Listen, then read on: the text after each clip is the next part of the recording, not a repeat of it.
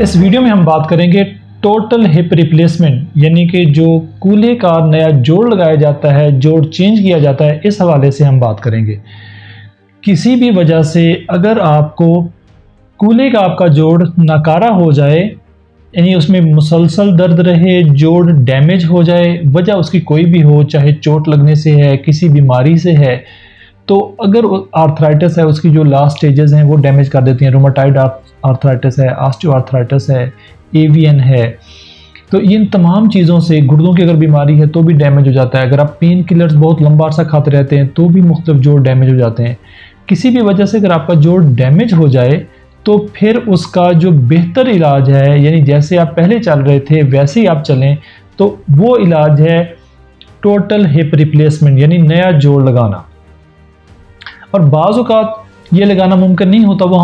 وہ بھی ہم ڈسکس کریں گے پھر اس میں ہم کیا کرتے ہیں۔ اچھا، اب جب ہم نے نیا جوڑ لگانا ہے تو اس کے لیے کس عمر میں یہ ہو سکتا ہے آپریشن؟ تو یہ کسی بھی عمر میں آپریشن ہو سکتا ہے، لیکن عام طور پر ہم اس کو 40 کنسیڈر کرتے ہیں کہ اگر پیشنٹ کی عمر 40 سال یا اس سے زیادہ ہے تو اچھی بات ہے، کیونکہ اگر اس کو آپ ینگ ایج میں کرتے ہیں، یعنی 20 سال یا 30 سال میں اگر آپ کریں تو اس میں کچھ اس کے ساتھ پھر مسائل اس طرح سے ہیں کہ یہ جو بھی آپ نیا جوڑ لگاتے ہیں یہ ساری زندگی کے لیے نہیں ہوتا۔ یہ اگر آپ بہت اچھا لگائیں گے، بہت اچھا کام ہوگا، تو پھر آپ کا یہ 25 سال کے راؤنڈ چلتا ہے، 20+ ایئرس چل جاتا ہے، لیکن ساری زندگی کے لیے نہیں ہوتا۔ تو اگر آپ 20 سال کی عمر میں کریں گے تو پھر 40 سال 45 سال میں دوبارہ سرجری کرنی پڑے گی، جو کہ زیادہ بڑی سرجری ہوتی ہے پہلی سرجری کی نسبت۔ تو اس لیے تھوڑا سا اس کو ینگ ایج میں اوائڈ کیا جاتا ہے، لیکن اگر کوئی بھی مسئلہ اگر حل نہ ہو سکتا ہو تو پیشنٹ کو بتایا جاتا ہے، اس بات کو سمجھتے ہوئے وہ اپنی سرجری کے لیے پھر وہ کرتا ہے، جس میں کہ پھر اسپیشل قسم کے امپلانٹس یوز کیے جاتے ہیں۔ دنیا میں اس سرجری کو جو کامیاب انداز میں ہونا شروع ہوئی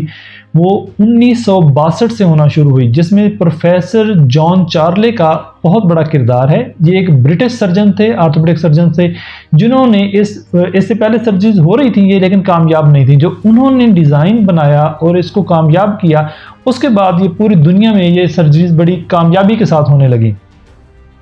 اب اس وقت اگر ہم دیکھیں تو امریکہ میں تقریباً ایک سال میں 3 لاکھ سرجریز ہوتی ہیں ٹوٹل ہپ ریپلیسمنٹ، اور پاکستان میں یہ سرجری کافی کم ہے، لوگوں میں اویئرنیس اتنی زیادہ نہیں ہے، تو پاکستان میں تقریباً یہ سرجریز 3000 ایک سال میں ہوتی ہیں، پورے پاکستان کی ہم بات کریں۔ اور اس کے ساتھ لیکن یہ کامیاب سرجری ہے۔ اس کے بعد کیا ہوتا ہے کہ سرجری کے بعد مریض کا درد ختم ہو جاتا ہے اور اس کا چلنا پھرنا نارمل ہوتا ہے، جیسے باقی لوگ چل رہے ہیں۔ اگر آپ کو کسی کو بتایا نہ جائے تو کوئی بتا نہیں سکتا کہ آپ کی کوئی سرجری ہوئی ہے، آپ باقی لوگوں کی طرح نارمل چل رہے ہوتے ہیں۔ اب یہ ہے کہ یہ کتنی قسم کا ہوتا ہے؟ یہ 2 قسم کا ہوتا ہے، ایک ہم کہتے ہیں سیمنٹڈ اور دوسرا ہوتا ہے نان سیمنٹڈ۔ جو سیمنٹڈ ہے وہ یعنی اس کو بونز امپلانٹ جو ہے، جو نیا جوڑ ہم لگاتے ہیں اس کو بون سیمنٹ کے ساتھ لگایا جاتا ہے۔ یعنی اس کی مثال ایسی ہے جیسے اگر آپ ٹائلز لگاتے ہیں تو ان کو آپ سیمنٹ کے ساتھ فکس کرتے ہیں، وہ اسی وقت فوراً فکس ہو جاتی ہیں، تو اور آپ بالکل اوکے ہو جاتی ہیں، ٹھیک ہے۔ لیکن اگر آپ نان سیمنٹڈ کرتے ہیں تو نان سیمنٹڈ کی مثال ایسے سمجھ لیں جیسے ایک آپ پودے کو زمین میں لگاتے ہیں، جو نیا پودا زمین میں لگاتے ہیں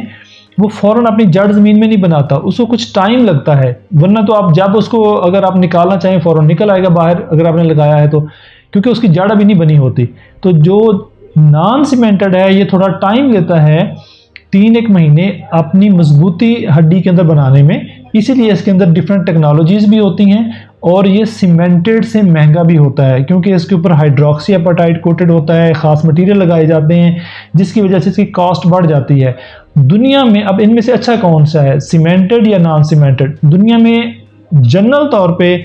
تو یہی سمجھا جاتا ہے کہ دونوں ایک ہی جیسے ہیں، کوئی ان میں فرق نہیں ہے، صرف اگر آپ کو سیمنٹڈ کو بھی بہتر انداز سے کریں گے، 4th جنریشن ٹیکنیک ہے سیمنٹنگ کی، اگر اس طرح سے ہم کام کریں گے تو دونوں کے رزلٹس ایکول ہیں۔ لیکن زیادہ تر جو ینگ ایج ہے اس میں پوری دنیا کے اندر جو نان سیمنٹڈ ہے یہ کیا جاتا ہے کہ اس کی لائف زیادہ ہے بنسبت سیمنٹڈ کے، کہ سیمنٹ والا جلدی لوز ہو جاتا ہے، جو نان سیمنٹڈ ہے یہ بون کے ساتھ اپنی جڑ بنا لیتا ہے، پکا ہو جاتا ہے، تو یہ لمبا عرصہ چلتا ہے، تو یہ تھوڑا سا کاسٹلی بھی ہے۔ تو اب اس میں اگر یہ آپریشن ہم کرتے ہیں تو اس میں اگلا سوال یہ ہے کہ کیا کوئی کمپلیکیشنز ہو سکتی ہیں؟ جی بالکل اس میں کمپلیکیشنز ہو سکتی ہیں، اس میں انفیکشن کا چانس ہے، لیکن اگر آپ سٹینڈرڈ طریقے سے کام کریں تو اس کا رسک 2% سے کم ہے، یعنی 100 مریضوں کو اگر آپریشن کریں تو 98 جو ہیں وہ کامیاب ہوں گے، ٹھیک ہوں گے، 2% پیشنٹ میں انفیکشن کا رسک موجود ہوتا ہے جس کا پھر ٹریٹمنٹ کرنا پڑتا ہے۔ اور دوسرا یہ ہے کہ اگر پیشنٹ جلدی نہیں چلتا تو اس کی جو خون کی نالیاں ہیں، جو وینز ہیں، ان کے اندر بلڈ کلاٹ کے جمع ہونے کا خطرہ ہوتا ہے، تو اس کے لیے پھر ہم ان کو دوائی دیتے ہیں، یعنی بلڈ تھنرز دیے جاتے ہیں جو خون کو پتلا رکھتے ہیں، اور پیشنٹ کی فزیوتھیراپی بھی کی جاتی ہے، اس کی موومنٹس ہوتی ہیں، پیشنٹ ٹھیک رہتا ہے۔ تو اگر آپ یہ سارے کام کریں تو پھر یہ کمپلیکیشن دیکھنے میں نہیں آتی، لیکن اگر آپ پیشنٹ دوائی نہ کھائے، ہدایات پہ عمل نہ کرے، تو 100 میں سے 40 سے 50 مریضوں کو یہ 40 to 50% اس کا رسک ہوتا ہے DVT کا، لیکن اگر آپ میڈیسن دیتے ہیں تو پھر کوئی رسک نہیں ہوتا، لیس دین 1% پہ چلا جاتا ہے۔ یہی دو مین اس کے ساتھ چیزیں ہیں۔ تیسری چیز کیا ہے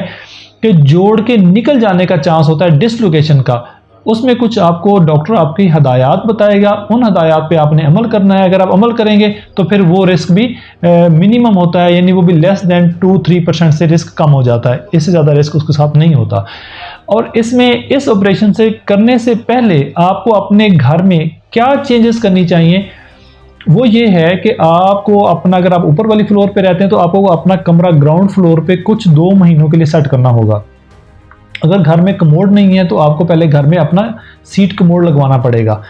اور تھوڑا سا اس کی ہائٹ بھی اونچی ہونی چاہیے۔ تیسرا، آپ کے پاس اونچی چیئر ہونی چاہیے جس کے اوپر آپریشن کے بعد آپ بیٹھ کے اپنی ایکسرسائزز کر سکیں، اور باتھ روم میں نہانے کے لیے آپ کے پاس اچھی مضبوط کرسی ہونی چاہیے جس کے اوپر بیٹھ کے آپ آسانی سے نہا سکیں۔ باتھ روم کے اندر آپ کے دیوار کے اوپر ہینڈ ریلز بنی ہوئی ہونی چاہیے، جس کو آپ نے اگر بیٹھنا ہے تو ان کو ہاتھ سے پکڑ کے اٹھیں، پکڑ کے بیٹھیں، یہ آپ کا ہونا چاہیے۔ جہاں آپ کا شاور ہے اس کے ساتھ بھی جو ہے نا ہینڈ ریلز آپ کی لگی ہوئی ہونی چاہیے۔ سیڑھیاں اگر ہیں تو ان کے ساتھ بھی آپ کو ہینڈ ریلز ہونی چاہیے جن کو پکڑ کے آپ چڑھ سکیں۔ تو یہ آپ کی چیز ہے۔ باقی آپ کے جو راستہ ہے اس کے راستے میں کوئی تاریں بچھی ہوئی نہیں ہونی چاہیے تاکہ آپ کے ٹکرا کے گر نہ سکیں۔ ویل لائٹڈ ہونا چاہیے، روشنی اچھی ہونی چاہیے تاکہ آپ رات کو بھی اگر چلیں، شروع میں آپ کا بیلنس ٹھیک نہیں ہوتا نا، تھوڑا سا چلنے میں آپ کو درد بھی ہوتا ہے، آپریشن ہوا ہوتا ہے تو آپ کا بیلنس اتنا اچھا نہیں ہوتا، آپ واکر کے ساتھ چل رہے ہوتے ہیں، تقریباً آپ 3 ہفتے یا 1 مہینہ واکر استعمال کرتے ہیں، پھر آپ اسٹک استعمال کرتے ہیں، تو اس دوران آپ کا بیلنس جو ہے وہ اتنا نارمل پرسن کی طرح نہیں ہوتا، لہٰذا کوئی ایسی چیز نہیں ہونی چاہیے جس سے آپ کو سلپ ہونے کا چانس ہو، آپ کے گرنے کا چانس ہو۔ تو ان چیزوں کا اپنے گھر میں خیال کرنا ہے۔ آپریشن کیا یہ کامیاب آپریشن ہے یا نہیں ہے، یہ اکثر پوچھا جاتا ہے، تو یہ ایک کامیاب آپریشن ہے۔ 1962 میں یہ آپریشن شروع ہوئے کامیابی کے ساتھ، اور اب ہر بدلتے ہوئے زمانے کے ساتھ اس میں بہت جدت آ گئی ہے، اب بہت اچھے قسم کے امپلانٹ اویلیبل ہیں جس وجہ سے دنیا میں ینگ لوگوں میں بھی 25-30 سال کے لوگوں میں بھی اب یہ سرجری کی جاتی ہے، جو کہ پہلے صرف 60 سال سے اوپر 70 سال سے اوپر کے لوگوں میں کی جاتی تھی۔ دوسرا اس میں یہ بھی ہوتا ہے کہ لوگ کہتے ہیں کہ کیا یہ آپریشن 80 سال میں ہو سکتا ہے؟ جی بالکل، یہ آپریشن 80 سال 90 سال 100 سال میں بھی ہو سکتا ہے اگر پیشنٹ ادروائز انستھیزیا کے لیے فٹ ہے، یعنی اگر اس کو نشہ دیا جا سکتا ہے تو 100 سال میں بھی یہ آپریشن ہو سکتا ہے، اس میں کوئی مسئلہ نہیں، کیونکہ اس کا مقصد صرف آپ کو چلانا ہے، آپ کو سٹیبل ہپ جوائنٹ پرووائڈ کرنا ہے تاکہ آپ آسانی کے ساتھ چل سکیں۔ ینگ ایج میں کرنے میں ہمارے پاس کنسرن ہے، جو اولڈ ایج ہے اس میں کوئی کنسرن نہیں ہے سوائے اس کے کہ اگر آپ کو انستھیزیا کی فٹنس اگر آپ کی اچھی ہے تو، اور آپ کو آپریشن کے بعد آپ کون سے کام ہیں جو آپ کر سکتے ہیں، کون سے نہیں کر سکتے۔ آپریشن کے بعد آپ کو کچھ احتیاطیں کرنی ہوتی ہیں، یعنی آپ نے کرسی پہ بیٹھنا ہے، زمین پہ آپ نے نہیں بیٹھنا۔ کموڈ کا میں نے بتا دیا کہ سیٹ کموڈ یوز کرنا ہے، نیچے پاؤں پہ بیٹھنے والا استعمال نہیں کرنا، اور آپ نے جو ہے نا آلتی پالتی لگا کے نہیں بیٹھنا، کرسی پہ بیٹھنا ہے، زمین پہ نہیں بیٹھنا۔ آپ بھاگ نہیں سکتے، آپ نے بھاگنا نہیں ہے، نارمل آپ واک کر سکتے ہیں، تیز چہل قدمی بھی کر سکتے ہیں، رننگ نہیں کرنی، جمپ نہیں لگانا، تو اس قسم کے کام آپ نے نہیں کرنی، یعنی اس قسم کی سپورٹس ایکٹیویٹیز جیسے کہ کرکٹ کھیلنا، فٹ بال کھیلنا، ہاکی کھیلنا، اس قسم کے کام آپ نے نہیں کرنے۔ آپ جاگنگ کر سکتے ہیں، اور آپ یعنی تیز چہل قدمی کر سکتے ہیں، اور آپ جو ہے وہ سوئمنگ بھی کر سکتے ہیں، گولف کھیل سکتے ہیں، گاڑی چلا سکتے ہیں، یہ سارے کام آپ کر سکتے ہیں۔ اور کتنے عرصے کے بعد جو ہے آپ کو یہ ساری ایکٹیویٹیز آپ کر سکتے ہیں؟ دیکھیں یہ آپریشن سے 3 مہینے کے بعد آپ آسانی سے کر سکتے ہیں۔ گاڑی چلانا اگر آپ کی آٹومیٹک گاڑی ہے تو آپ 1.5 مہینے پہ ڈرائیو کرنا شروع کر سکتے ہیں، آپ اپنے کو انڈیپینڈنٹ ہو جاتے ہیں۔ اس میں آپ کوشش یہ ہوتی ہے سرجن کی کہ آپ اپنا جوتا انڈیپینڈنٹ آپ ہو جائیں، یعنی آپ اپنا جوتا خود پہن سکیں، آپ اپنے ساکس خود پہن سکیں، اتنی آپ کی موومنٹ ہونی چاہیے۔